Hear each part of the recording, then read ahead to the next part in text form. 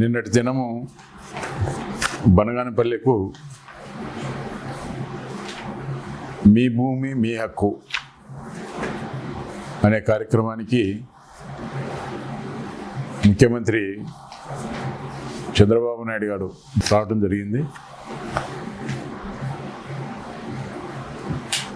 వచ్చిన తర్వాత ఈ యొక్క పట్టాదారు పాస్ పుస్తకాలు పంపిణీ కార్యక్రమం అని చెప్పి కొన్ని పుస్తకాలు కూడా ఇవ్వడం జరిగింది. ఈ యొక్క మీ భూమి మీ హక్కు అనే పథకము గతంలో జగన్మోహన్ రెడ్డి గారు ముఖ్యమంత్రిగా ఉన్నప్పుడు ఆనాడు వైఎస్ఆర్ జగనన్న శాశ్వత భూ హక్కు మరియు భూ రక్ష పథకం అని చెప్పి ఆ రోజుల్లో ఆయన అన్ని గ్రామాల్లో కూడా సర్వే చేసి, ఎందుకంటే ఎప్పుడో బ్రిటిష్ కాలం నాటిలో సర్వే చేసినారు కాబట్టి మరి అప్పటి నుంచి ఇప్పటి వరకు గ్రామాల్లో చాలా సమస్యలు ఉన్నాయి. ఈ యొక్క గ్రామ పరిధిలో పొలాల్లో హద్దుల గురించి కోర్టుకు వెళ్ళడం, రాయలసీమ ముఖ్యంగా రాయలసీమ ప్రాంతంలో ఆ యొక్క పొలాల హద్దుల కోసం ఫ్యాక్షన్ పెట్టుకోవడం, చాలామంది చనిపోవడం కూడా జరిగింది గతంలో. అటువంటి పరిస్థితులు పునరావృతం కాకుండా ఎవరైతే లీగల్గా వారి యొక్క టైటిల్ ప్రకారంగా ఎవరైతే వాళ్ళకు డాక్యుమెంట్స్ ఉన్నాయో వాళ్ళందరికీ కూడా మీ భూమి ఈ విధంగా ఉంది మీ అని ఒక హక్కు కల్పించే విధంగా, ఎవరు కూడా ఆ కొలతలు మార్చడానికి వీలు లేని విధంగా జగన్మోహన్ రెడ్డి గారు ఎంతో మంచి ఉద్దేశంతో రైతులకు మంచి చేయాలి అనే ఉద్దేశంతో ఆనాడు జగన్మోహన్ రెడ్డి గారు 10,185 మంది గ్రామ సర్వేర్లను ఈ యొక్క కార్యక్రమానికి నియమించి 6,800 గ్రామాల్లో సర్వే కూడా పూర్తి చేసి 30 లక్షల మందికి పట్టాదారు పాస్ పుస్తకాలు కూడా ఇవ్వడం జరిగింది. మరి ఆ యొక్క పట్టాదారు పాస్ పుస్తకాల్లో కూడా భూమి హద్దులు తెలిపే విధంగా, ఈ విధంగా భూమి హద్దులు క్యూఆర్ కోడ్తో తెలిపే విధంగా జియో కోఆర్డినేషన్ కూడా చేసి ఈ యొక్క పాస్బుక్లు ముద్రించి ఎవరు కూడా ఈ హద్దులు చెరిపేయకుండా జగన్మోహన్ రెడ్డి గారి యొక్క పాస్ పుస్తకం తీసుకురావడం జరిగింది. ఆనాడు జగన్మోహన్ రెడ్డి గారు చేసిన మంచి కార్యక్రమానికి ఇన్సెంటివ్గా కూడా 500 కోట్లు విడుదల కూడా చేసింది. జగన్మోహన్ రెడ్డి గారు చేస్తున్న మంచి పనికి మీరు ఎన్నికల సమయంలో జగన్మోహన్ రెడ్డి గారు మీ యొక్క పాస్ పుస్తకాలకు జగన్మోహన్ రెడ్డి గారు బొమ్మ వేసుకుంటా ఉన్నాడు, జగన్మోహన్ రెడ్డి గారు మీ యొక్క ఆస్తులు లాక్కుంటాడు అని చెప్పి జగన్మోహన్ రెడ్డి గారి మీద, జగన్మోహన్ రెడ్డి గారి ప్రభుత్వం మీద విష ప్రచారం చేసి, మరి ఈ యొక్క కొన్ని కర్నూలు చెన్నమ్మ సర్కిల్లో ఈ యొక్క పాస్ పుస్తకాలు ఏదైతే ఉన్నాయో ఆ పాస్ పుస్తకాలను మరి ఆయనే స్వయంగా చంద్రబాబు నాయుడే స్వయంగా కాల్చడం కూడా జరిగింది. నేను చంద్రబాబు నాయుడు గారికి ఒకటే క్వశ్చన్ చేస్తూ ఉన్నాను. ఈరోజు నిన్న మీరు పంచిన పాస్బుక్కుల్లో ఏమి తేడా ఉందో దీన్ని గమనించండి. గతంలో జగన్మోహన్ రెడ్డి గారు ఇచ్చిన పాస్బుక్కు ఆయన యొక్క ఫోటో వేసుకున్నారు. మీరు ఇచ్చిన పాస్బుక్కు గవర్నమెంట్ లోగో వేసినారు. అంతమించి ఎక్కడ తేడా లేదు. రెండో పేజీ కానీ మూడో పేజీ కానీ వెళ్తే సేమ్ టు సేమ్.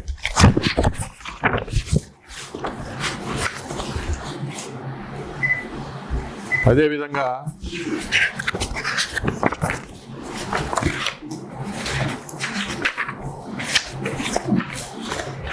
మూడో పేజీకి వెళ్తే అదే సేమ్ టు సేమ్. నాలుగో పేజీకి వెళ్ళినా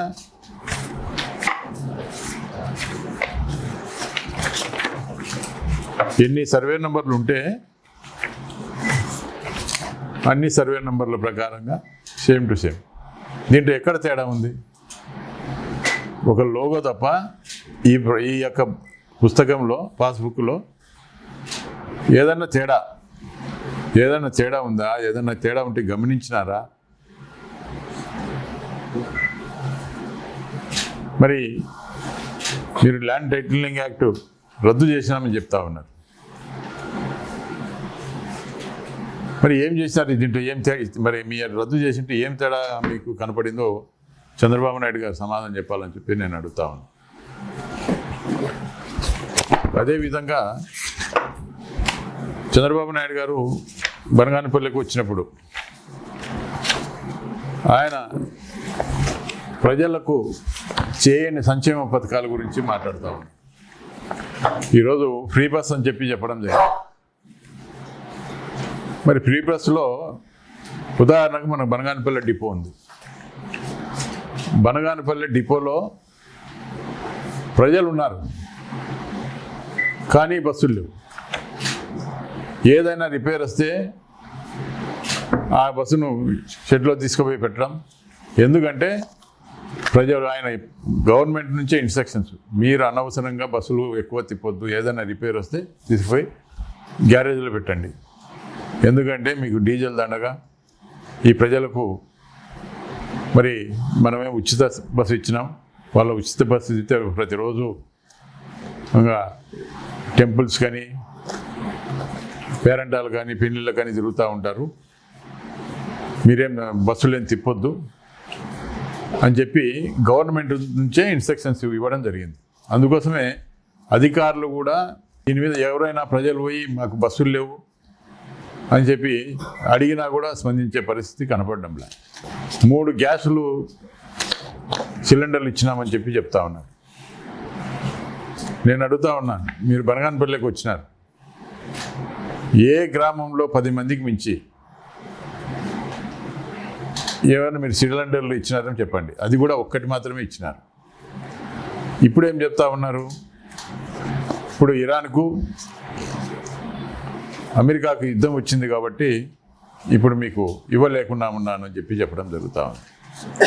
అంటే గతంలో జగన్మోహన్ రెడ్డి గారు 2 సంవత్సరాలు కరోనా అంటే ఇంటి నుంచి అడుగు పెట్టాలంటే కూడా ఇబ్బందికరమైన పరిస్థితుల్లో కూడా ఎక్కడ కూడా సంక్షేమ పథకాలు కానీ ఏ ఒక్కటి కూడా మరి నేను ఇవ్వలేనని కానీ ఏ రోజు కూడా చెప్పిన పరిస్థితి లేదు.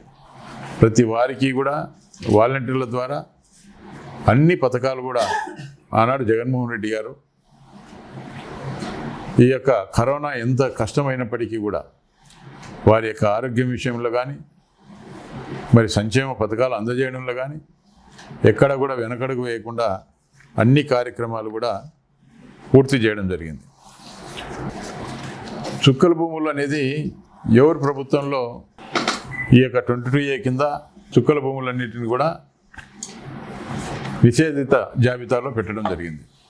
మీరే 2014 నుంచి 2019 వరకు మీరు ముఖ్యమంత్రిగా ఉన్నారు.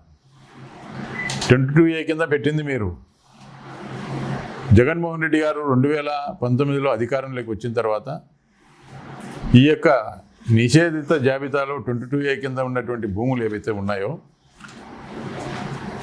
ఆ భూములకు ఆ 22A నుంచి చుక్కల భూముల నుంచి అదేవిధంగా ఇనాం భూములు అనాధీనం భూములు ఇవన్నీ కూడా దాదాపు 20 లక్షల ఎకరాలను అన్నిటికి కూడా విముక్తి చేయడం జరిగింది.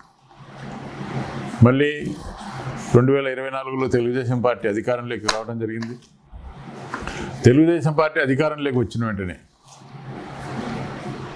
జగన్మోహన్ రెడ్డి గారికి ఎక్కడ మంచి పేరు వచ్చిందో ఈ చుక్కల భూములు మళ్ళీ తిరిగి 22A కింద మళ్ళీ చేర్చాలని చెప్పి రెండవసారి కూడా, అంటే ఇది ప్రజలకు సంబంధించింది.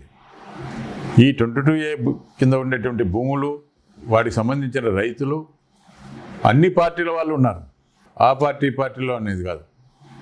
అంటే సామాన్యమైన ప్రజలు ఉన్నారు, ఒక పార్టీకి సంబంధించిన వాళ్ళు ఉంటారు, తెలుగుదేశానికి సంబంధించిన వాళ్ళు ఉంటారు.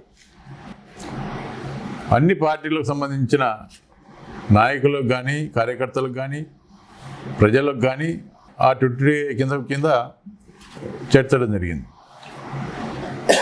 కేవలం ఒక నిందలు వేయాలి ప్రభుత్వం మీద, ఆనాటి జగన్మోహన్ రెడ్డి గారి మీద నిందలు వేయాలి అని చెప్పి ఆనాడు ఈ నిషేధిత జాబితా మరి పూర్తి అయినప్పటికీ దాన్ని ప్రీహోల్డ్ చేసినప్పటికీ మళ్ళీ చేయడం జరిగింది. అభివృద్ధి ఏం జరిగిందో చెప్పమని చెప్పి జగన్మోహన్ రెడ్డి గారు చాలాసార్లు ప్రెస్ మీట్ పెట్టి అడగడం జరుగుతూ ఉంది. ఏ రోజు కూడా జగన్మోహన్ రెడ్డి గారు పెట్టిన ప్రెస్ మీట్కు ఎక్కడ కూడా సమాధానం ఇచ్చే పరిస్థితుల్లో వాళ్ళు కనపడడంలా. ఎంతసేపు గొడ్డలి పార్టీ అని చెప్పి చెప్పడం, సాక్షాత్తు సైకిల్ పార్టీ గొడ్డల పార్టీ అని చెప్పి మీ యొక్క సహచర మంత్రి గారే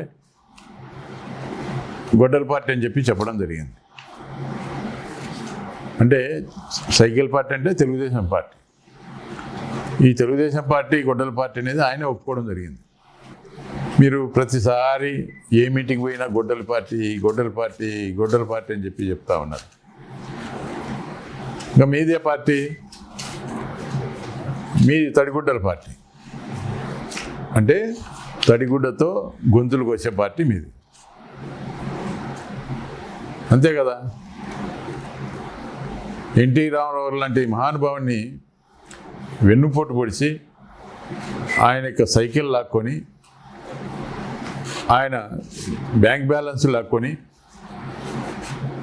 ఆయన ఏర్పాటు చేసినటువంటి హైదరాబాదులో పార్టీ కార్యాలయాన్ని లాక్కున్నారు. ఆయనను మానసిక క్షోభకు గురి చేసినారు. ఆయన చనిపోయేదానికి కారణమైనారు. చంద్రబాబు నాయుడు గారి గురించి సాక్షాత్తు ఎన్టీ రామారావు గారు చెప్పినారు. నేనేదో కూతుర్నిస్తే నాకు అల్లుడు కదా అని చెప్పి నేను అనుకుంటే, ఈరోజు అల్లుడే నాకు ఎముడైపోయినాడు అని చెప్పి ఆనాడు ఎన్టీ రామారావు గారు చెప్పినారు. ఆల్ట్రాటెక్ సిమెంట్ ఫ్యాక్టరీ గురించి మాట్లాడుతూ ఉన్నారు. ఈ ప్రాంతంలో నేను పరిశ్రమలు తెచ్చినాను అని చెప్పి చెప్తా ఉన్నారు. మరి పరిశ్రమలు తెచ్చుతూ ఉంటే ఈ పరిశ్రమలకు రాకుండా పబ్లిక్ హియరింగ్ జరిగితే ఎవరు అడ్డుకున్నారు? మీ పక్కనున్న మంత్రి గారు, మీ జనార్దన్ రెడ్డి రామ్కో సిమెంట్లో కానీ, పెట్టికోట దగ్గర ఏర్పాటు చేస్తున్నటువంటి ఆల్ట్రాటెక్ సిమెంట్ ఫ్యాక్టరీ కానీ, అదేవిధంగా ఈ యొక్క ప్రస్తుతం ఉన్న ఆల్ట్రాటెక్ సిమెంట్ ఫ్యాక్టరీలో థర్డ్ ప్లాంట్ కానీ, పబ్లిక్ హియరింగ్లో కానీ, మరి అదేవిధంగా మహాసిమెంటు వద్ద జరుగుతున్నటువంటి పబ్లిక్ హియరింగ్లో కానీ, ఈ 4 చోట్ల కూడా ఇక్కడికి ఫ్యాక్టరీలు అవసరం లేదు అని చెప్పి స్వయంగా మీ మంత్రి గారు జనార్దన్ రెడ్డి ఆ రోజుల్లో వచ్చి అడ్డుకోవడం జరిగింది. అంతేకాదు, ఈ యొక్క పవర్ గ్రిడ్ ఉంది, పులిముల్లంలో ఉండే పవర్ గ్రిడ్కి సంబంధించి, నందిపాడు దగ్గర ఉన్న పవర్ గ్రిడ్కి సంబంధించి దాదాపు నెల రోజుల పాటు ఆ యొక్క ప్రొక్లైన్లు, టిప్పర్లు, ఆ యొక్క యంత్ర సామాగ్రి అన్నీ కూడా తీసుకొని వచ్చి మొత్తం నెల రోజుల పాటు కూడా పోలీస్ శాఖ, అదేవిధంగా ఆర్టీఓ, బ్రేక్ ఇన్స్పెక్టర్ పరిధిలోనే స్టేషన్ దగ్గర పెట్టి వాళ్ళు ఏదైనా కూడా ఈ యొక్క టిప్పర్లకు సంబంధించి ఏదైనా కూడా పెండింగ్ బిల్స్ ఏదైనా ఉంటే కూడా మేము చెల్లిస్తామంటే కూడా వాళ్ళకి తీసుకోకుండా వాళ్ళని వేధించి కేవలం కమిషన్ల కోసం నానా ఇబ్బంది పెట్టి వాళ్ళని లోపరుచుకోవడం జరిగింది. ఈరోజు తగుదనమ్మా అని చెప్పి మళ్ళీ ఈరోజు ఏదో అడ్డుకుంటున్నారని చెప్పి మాట్లాడడం జరుగుతూ ఉంది. అదేవిధంగా రాయలసీమలో ఎత్తిపోతల పథకం గురించి మాట్లాడుతూ ఉన్నారు. రాయలసీమ ఎత్తిపోతల పథకం తెచ్చింది జగన్మోహన్ రెడ్డి గారు. దాదాపు 80 నుంచి 85% అక్కడ కంప్లీట్ అయిపోయింది. ఆనాడు రాయలసీమకు జరుగుతున్నటువంటి మంచి కార్యక్రమం ఏదో విధంగా ఆపాలి, జగన్మోహన్ రెడ్డి గారికి మంచి పేరు వస్తుంది, ఈ యొక్క రాయలసీమ ఎత్తిపోతల పథకం కింద పూర్తయితే రాయలసీమకు మరి ఎప్పుడు చూసినా 24 గంటలు, మరి అదేవిధంగా సంవత్సరం పొడవునా కూడా వాటర్ ఉంటుంది, డ్యామ్లో నీళ్ళు ఉంటే వాటర్ ఉంటుందని చెప్పి ఒక కక్షపూరితంగా గ్రీన్ ట్రిబ్యునల్లో చంద్రబాబు నాయుడు గారు కోర్టులో వేయడం జరిగింది. కోర్టులో వేసి స్టే తేవడం జరిగింది. అయినా కూడా గ్రీన్ ట్రిబ్యునల్లో ఉన్నప్పటికీ కూడా, స్టే వచ్చినప్పటికీ కూడా వర్క్ను కొనసాగించి 85% పూర్తి చేయడం జరిగింది. సరే, ఆనాడు 2024లో వైఎస్ఆర్ కాంగ్రెస్ పార్టీ అధికారంలోకి రాలేదు. మరి మీరు దాన్ని పూర్తి చేయాలి. మరి మీరు పూర్తి చేసి మేమే పూర్తి చేసినామని కూడా మీరు చెప్పుకోవచ్చు. ఇది కూడా కాకుండా మీ యొక్క శిష్యుడు రేవంత్ రెడ్డి గారు ఆ యొక్క రాయలసీమ ఎత్తిపోతల పథకాన్ని ఆపండి, ఎలాంటి అక్కడ ఏర్పాటు చేసేదానికి ఆ యొక్క రాయలసీమ ఎత్తిపోతల పథకం ఏర్పాటు చేసేదానికి వీలు లేదు అని చెప్పి రేవంత్ రెడ్డి గారు చెప్తే ఆయన హామీ ఇస్తాడు. ఎందుకంటే ఈ యొక్క రాయలసీమ ప్రయోజనాలు కాపాడవలసింది పోయి కేవలం రేవంత్ రెడ్డి గారు చెప్పినారని చెప్పి దాన్ని ఆపే ప్రయత్నం చేయడం జరిగింది. అదేవిధంగా గ్రీన్కో ఉంది.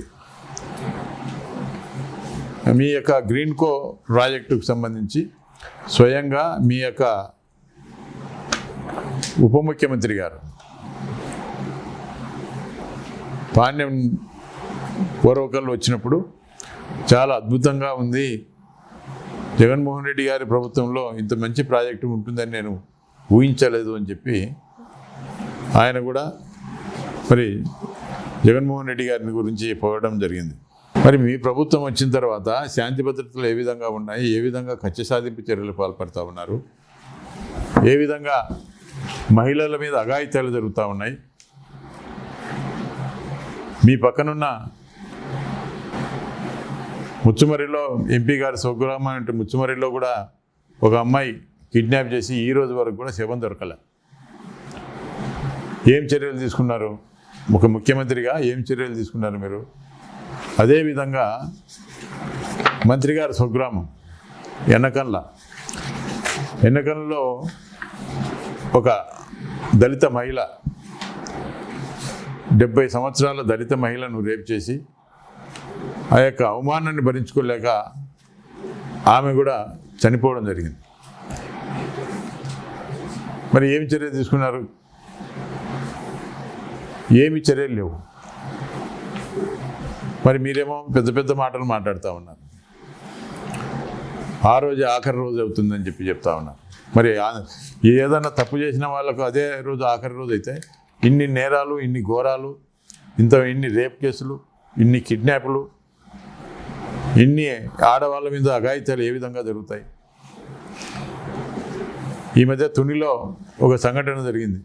ఒక చిన్న పాప కిడ్నాప్ గురైంది. ఈరోజు వరకు కూడా ఆ కిడ్నాప్ కథ సుఖాంతం కాలే. ఈరోజు వరకు కూడా అమ్మాయిని ఎతికిపెట్టే పరిస్థితుల్లో ప్రభుత్వం కనపడడంలే. అదేవిధంగా ఈరోజు రాయలసీమకు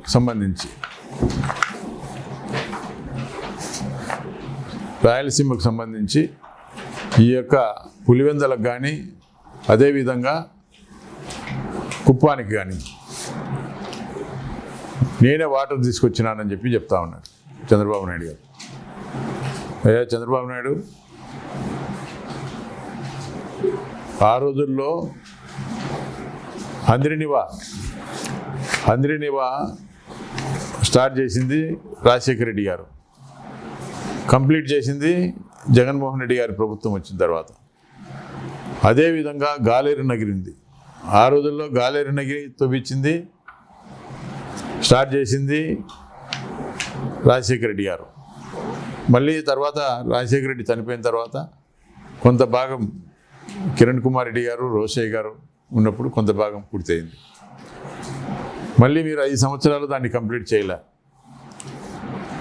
మళ్ళీ జగన్మోహన్ రెడ్డి గారు వచ్చిన తర్వాత అవుకు దగ్గర టన్నల్ కానీ, మరి ఈ ప్రాంతంలో మరి మిగతా కాలువను కూడా జగన్మోహన్ రెడ్డి గారు వచ్చిన తర్వాతనే పూర్తి చేసి పులివెందులకు కూడా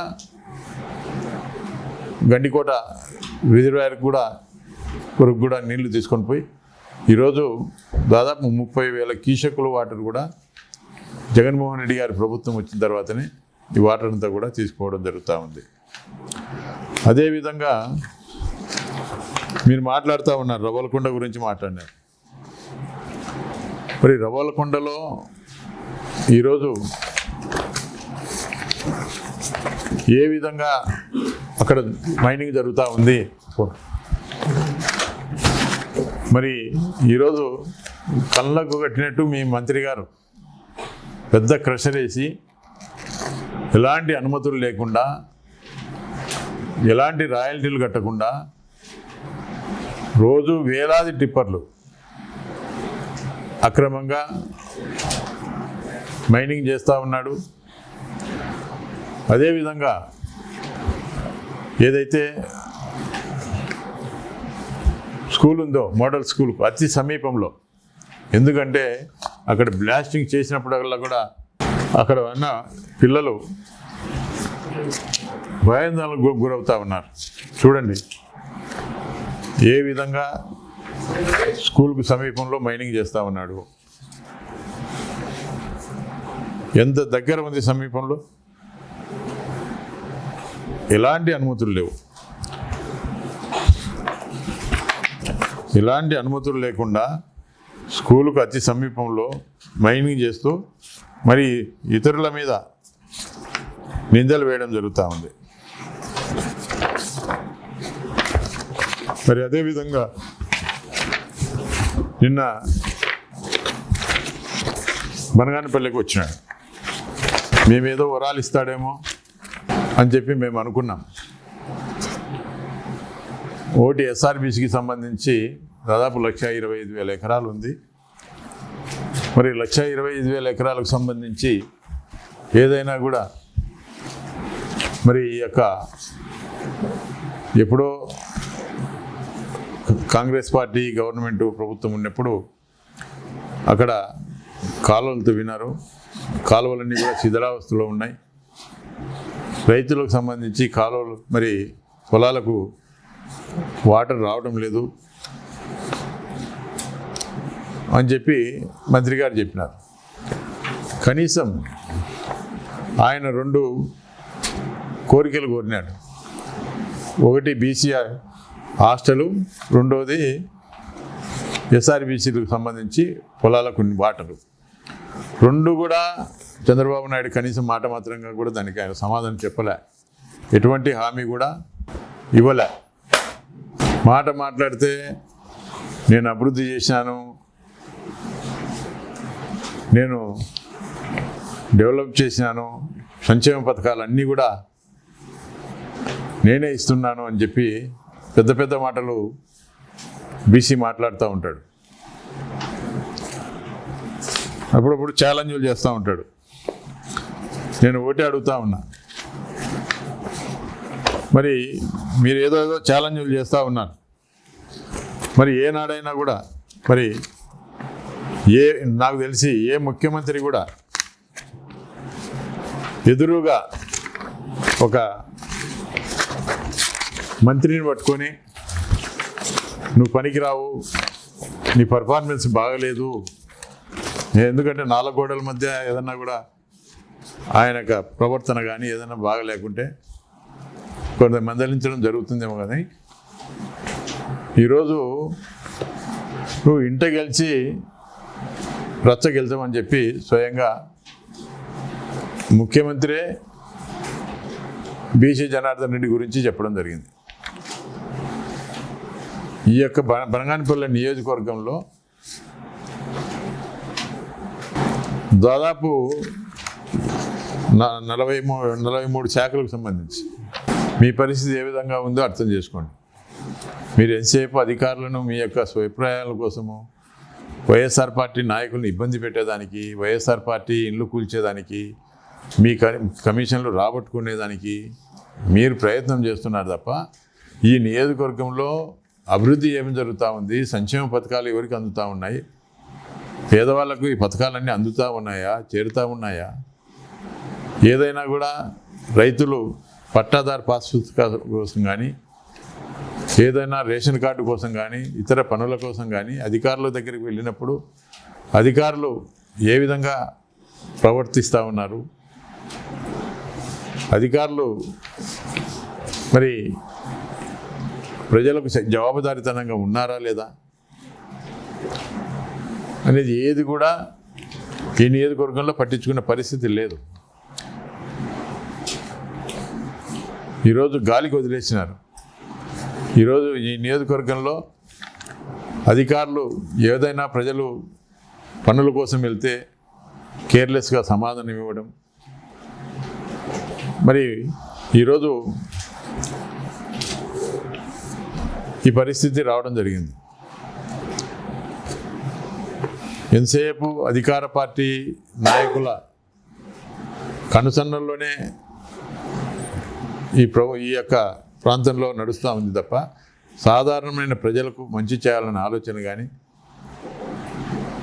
వాళ్ళకు సేవ చేయాలనే ఆలోచన కానీ ఈ అధికారులకు కనపడడంలే. అందుకోసమే ఇంత మైనస్ రావడం జరిగింది. ప్రజలందరూ ఆగ్రహంగా ఉన్నారు. మరి ఈరోజు జనార్దన్ రెడ్డి ఏదో నేను ఛాలెంజ్ అని చెప్తా ఉంటాడు. మీ ముఖ్యమంత్రి గారే నీకు సిగ్గు తీయడం జరిగింది. నువ్వు రాష్ట్రానికి మంత్రివై ఉండొచ్చు కానీ నియోజకవర్గానికి ఎమ్మెల్యేవే, నువ్వు నీ పర్ఫార్మెన్స్ సరిగా లేదు, నువ్వు ఇంట గెలిచి రచ్చ గెలిచామని చెప్పడం జరిగింది. అంటే ఈయన పరిస్థితి ఏ విధంగా ఉందో ఒకసారి అర్థం చేసుకోవాల్సిందిగా కోరుతా ఉన్నాను. ఈ నియోజకవర్గంలో చంద్రబాబు నాయుడు గారికి మేము ఏర్పాటు చేసినటువంటి సచివాలయాలు కానీ, హాస్పిటల్స్ కానీ, ఎంఆర్ఓ ఆఫీస్ కానీ, మేము చేసిన అభివృద్ధి ఎక్కడా కూడా కనపడకూడదు అనే ఉద్దేశంలో మా యొక్క ముఖాలకు ఆ రోజు ఏర్పాటు చేసినటువంటి శిలాఫలకాలకు అన్నిటికి కూడా పేపర్లు అతికిచ్చే కార్యక్రమం చేయడం జరిగింది. మేము ఏర్పాటు చేసినటువంటి హాస్పిటల్కు, కాంపౌండ్కు మీ ఫోటోలు అతికించుకుంటారు. మేము కట్టించినటువంటి ఎంపీడీఓ ఆఫీస్కు మీ శిలాఫలకాలు వేసుకుంటారు. అంటే మరి మీ శిలాఫలకాలకు, మీ ముఖాలకు కూడా, మీ యొక్క దరిద్రపు ముఖాలకు కూడా మీరు కూడా ఫోటోలు అతికించుకోవచ్చు కదా.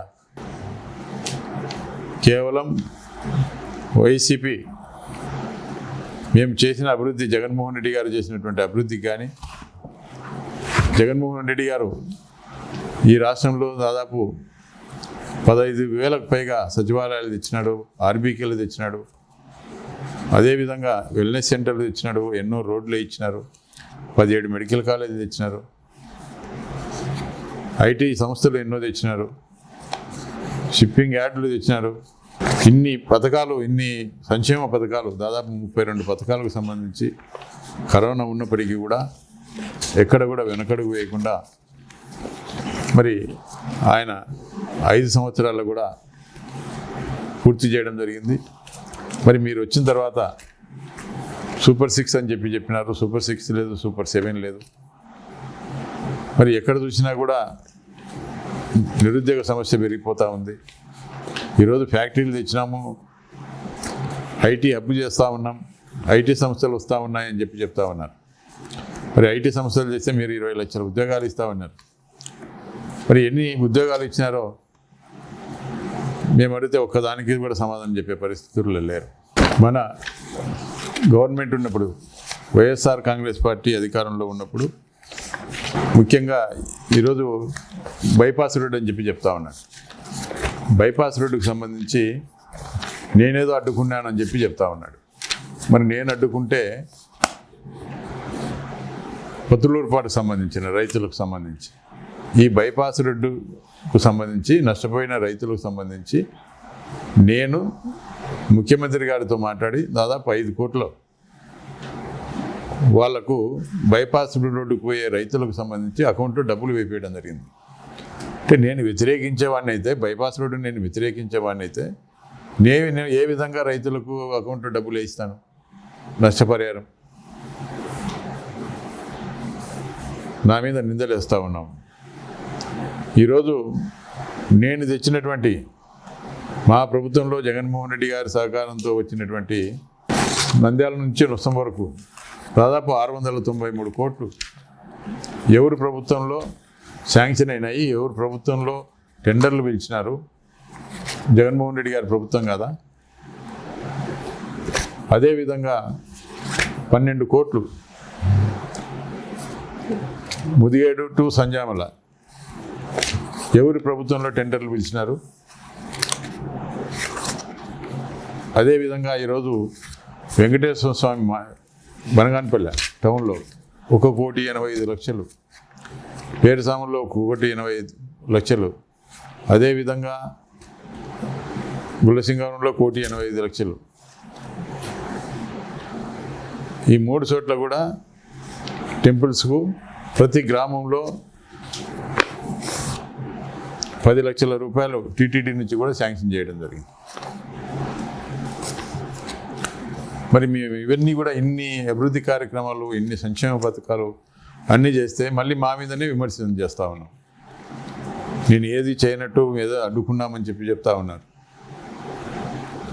ఆఖరకు మీరు నిన్న ఒకటి చెప్తా ఉన్నారు, బీసీ హాస్టల్ కావాలని చెప్పినారు. బీసీ హాస్టల్ 1,85,00,000 నేను శాంక్షన్ చేస్తే మీ ప్రభుత్వం వచ్చిన తర్వాత ఆపేయడం జరిగింది. 1,65,00,000 1,65,00,000 శాంక్షన్ అయింది. శంకుస్థాపన చేసినాం. మరి ఫస్ట్ ఫ్లోర్ ఒక ఫ్లోర్ కూడా అయిపోయింది. సెకండ్ ఫ్లోర్ కూడా పిల్లర్స్ ఏర్పాటు చేసినారు. అక్కడ పట్టించుకునే నాదుడు లేడు. ఎందుకంటే ఇది కంప్లీట్ కాకూడదని, జనార్దన్ రెడ్డి గారికి ఇది కంప్లీట్ కాకూడదని ఆయన ఉద్దేశం. ఎందుకంటే ఇది కంప్లీట్ అయితే పక్కన మైనింగ్ ఉంది, ఆయన ఈ మైనింగ్ ఎక్కడ ఆయనకు ఇబ్బంది అవుతుందని చెప్పి దీన్ని రద్దు చేయాలని చెప్పి ఆయన ఇంకో చోట కట్టాలని. మరి 1,65,00,000తో నేను శాంక్షన్ చేసి ఒక ఫ్లోర్, ఫస్ట్ ఫ్లోర్ అంతా అయిపోయింది. గ్రౌండ్ ఫ్లోర్, ఫస్ట్ ఫ్లోర్కు పిల్లర్స్ లేపినారు. ఎందుకు కంప్లీట్ చేయలేకుండా ఉన్నావు? 2 సంవత్సరాలు నువ్వు అయింది, నువ్వు మంత్రిగా ఉన్నావు కదా, 2 సంవత్సరాలు పూర్తి అయిపోయింది. ఎందుకు పూర్తి చేయలేకున్నావు బీసీ హాస్టల్? మళ్ళీ ఈరోజు సీఎం గారు వస్తే ఈ బీసీ హాస్టల్ కావాలా అని చెప్పి, బీసీ స్కూల్ కావాలని అడుగుతావు. మరి చేసింది నేను చేసినా కదా, దీన్ని కంప్లీట్ చేయొచ్చు కదా. ఏది కూడా చేయకుండా మాట్లాడితే అబద్ధాలు మాట్లాడడం, ఈ విధంగా ఏదైనా ఒక కనీసం ముఖ్యమంత్రి గారు వస్తే ఏదైనా కూడా గతంలో బనగానపల్లికి ముఖ్యమంత్రి గారు రావడం జరిగింది.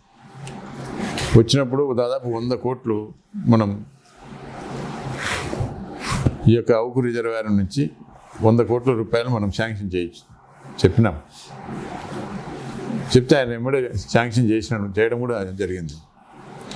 ఆ విధంగా ఏదైనా ఒక ముఖ్యమంత్రి స్థాయిలో ఒక లోకల్ ఎమ్మెల్యే కానీ, లోకల్ ఎమ్మెల్యే ప్లస్ ఆయన మంత్రి కూడా కనీసం 2 అడిగితే ఒకటన్నా 2 కోరికలు అడిగినాడు, ఒకటన్నా చేస్తాడేమో ఆయన వస్తే బాగా సరే అని చెప్పి అనుకున్నాం. కానీ ఏది కూడా చేయలే. అంటే నీకు ఎంత పలుకోడింది, ఎంత నువ్వు అనేది మాకు అన్నీ అర్థమైపోతా ఉంది.